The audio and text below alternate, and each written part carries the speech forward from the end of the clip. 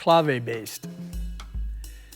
Those who know me know that I have an affinity for all things Latin, and in particular the deep, rich musical traditions from Cuba.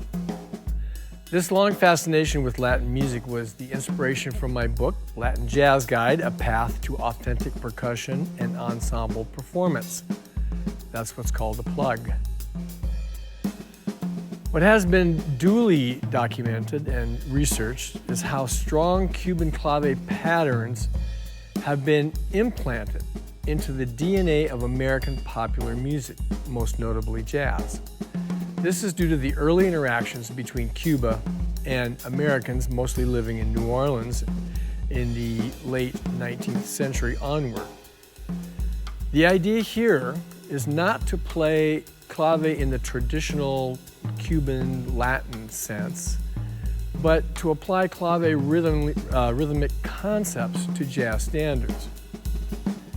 Clave theory tells us that typical son clave pattern can be found in many jazz standards, as well as the idea of downbeats showing up on the 2 side of the clave and offbeats on the 3 side, like in the tune 1 O'Clock Jump. Here's what I mean. So here is the 2-3 son clave.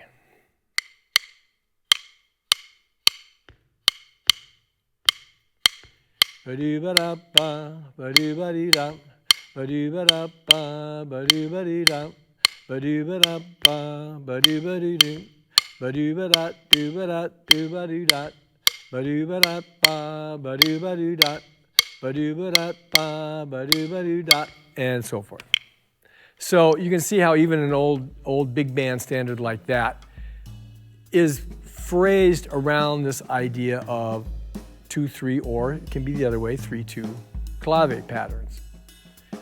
We can take these ideas, especially this idea of offbeats on the 3 side and downbeats on the 2 side of a clave pattern, as well as any number of established Cuban rhythms, like the cascada pattern, for example, and apply them to standards that have these same clave-influenced melodies. So they certainly do not have to be Latin standards. They can be any standard that seems to have this clave influence in the melody. And you're going to find it everywhere you look, especially if you're taking standards from Thelonious Monk or someone like that who has strong rhythmic elements in his music. So applying these clave concepts to jazz standards can really help a drummer develop some kind of a structure over what to play in a improvisation over a jazz standard.